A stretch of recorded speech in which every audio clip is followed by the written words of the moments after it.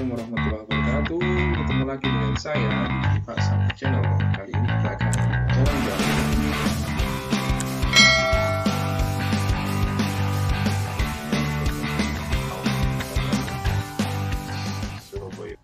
Assalamualaikum warahmatullahi wabarakatuh.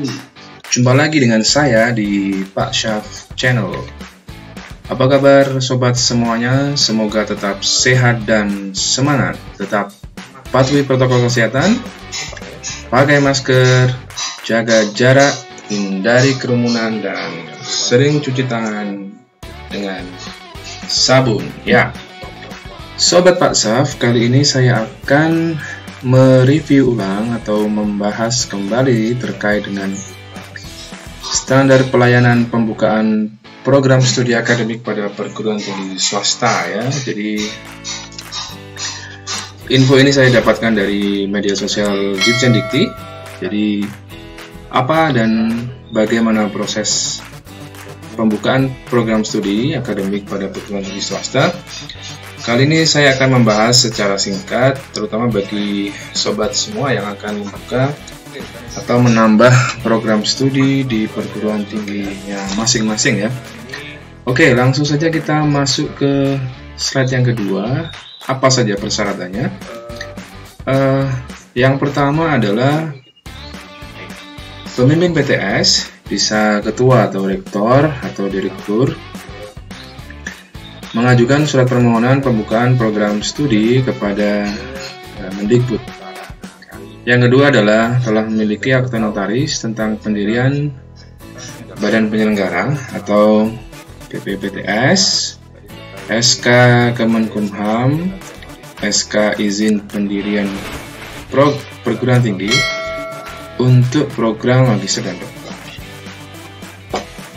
Jadi ada sedikit perbedaan ya antara program S1 dengan S2 maupun S3.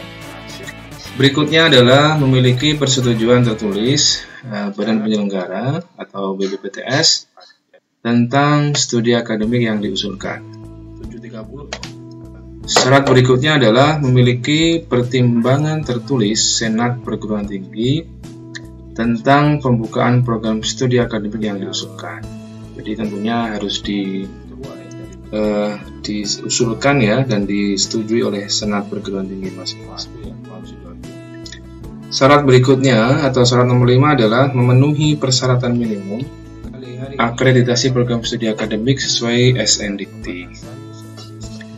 Syarat berikutnya adalah memperoleh rekomendasi tertulis dari LADikti setempat ya. Masa berlakunya 1 tahun setelah diterbitkan. Jadi setelah masa 1 tahun setelah diterbitkan, jika perguruan tinggi itu belum mengajukan penambahan program studi, tentunya harus diperbarui lagi dengan mengajukan surat rekomendasi ke LADikti setempat.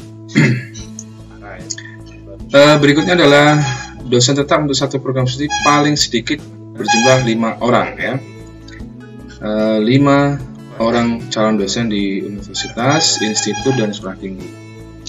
Ya, kalau kita mengacu ke SNDikti terkait dengan standar dosen dan tenaga kependidikan bahwa jumlah minimal dosen adalah 5 ya. Jadi untuk mengajukan sebuah prodi baru tentunya harus dipersiapkan minimal 5 dosen atau 5 calon dosen ya yang berkualifikasi minimal S2.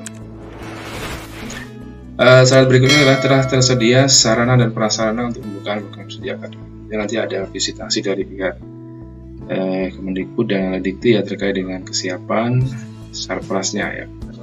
Oke, berikutnya kita lihat slide berikutnya. Syarat nomor 9 yaitu kurikulum program studi disusun berdasarkan kompetensi lulusan sesuai SNDikT dan peraturan perundang-undangan ya. Jadi biasanya penyusunan kurikulum itu mengacu pada SNDikT di standar kompetensi lulusan ya, dan juga KKNI atau Kerangka Kualifikasi Nasional Indonesia. Di sana ada kompetensi-kompetensi yang harus dimiliki oleh lulusan, terutama untuk level D4, S1 dan seterusnya. Ya, syarat nomor 10 adalah tendiknya minimal 2 atau masing-masing satu orang melayani akademik dan satu orang melayani perpustakaan atau disesuaikan dengan kebutuhan. Jadi minimal harus disediakan 2 tendik. Oke, berikutnya adalah bagi yang nama prodi program studinya belum tercantum dalam SK Dirjen Belmawa nomor 232/B/HK/2019 tentang nama program studi pada perguruan tinggi.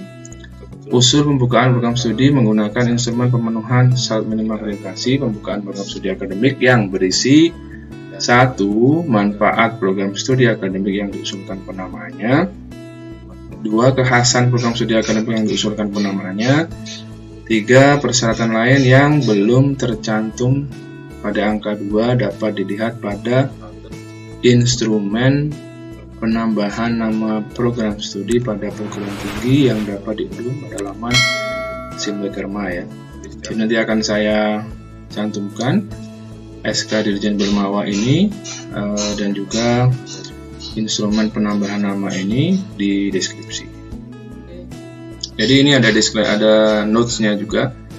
Usul penambahan program studi akademik tidak untuk program studi yang sedang di moratorium. Jadi sesuai dengan informasi terkini bahwa program studi kesehatan ya atau keperawatan ya yang sedang di moratorium, jadi tidak diizinkan untuk membuka program sejenis dalam waktu yang belum ditentukan ya sampai kapan moratorium itu akan dicabut.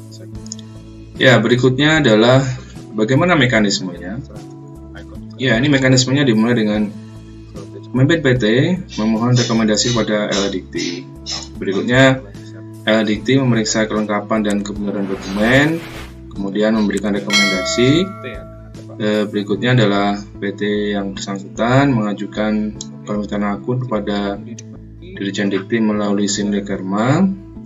Berikutnya, verifikasi oleh Dirjen Dikti terkait dengan dokumen dan evaluasi lapangan. Jadi bisa jadi nanti ada visitasi. Berikutnya adalah Dirjen Dikti mengusulkan usul tertulis penerbitan izin ya kepada Sesjen. Mekanisme berikutnya atau langkah berikutnya adalah Sesjen bersama Mendikbud menerbitkan SK tentang pembukaan program studi akademik. Jadi kalau prosesnya lancar ini bisa sampai pada SK pemberian izin ya. Tapi kalau ada langkah-langkah yang tidak disetujui artinya ya harus ada yang direvisi atau diperbaiki. Oke, next.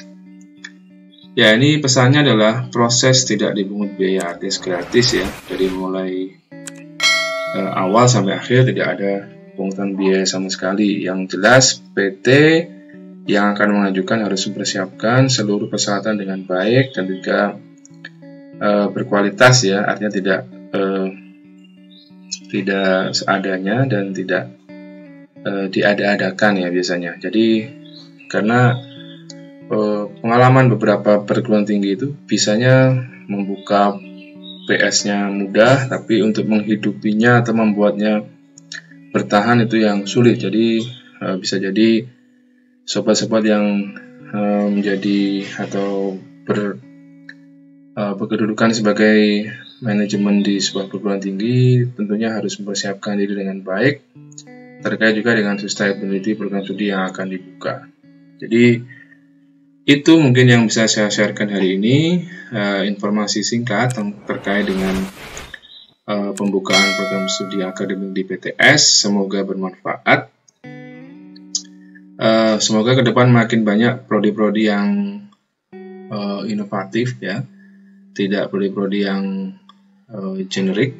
Artinya karena kebutuhan ke depan semakin kompleks, harapannya semakin banyak prodi-prodi yang generik dan spesifik, serta prodi-prodi yang bisa menyiapkan SDM-SDM unggul ke depan.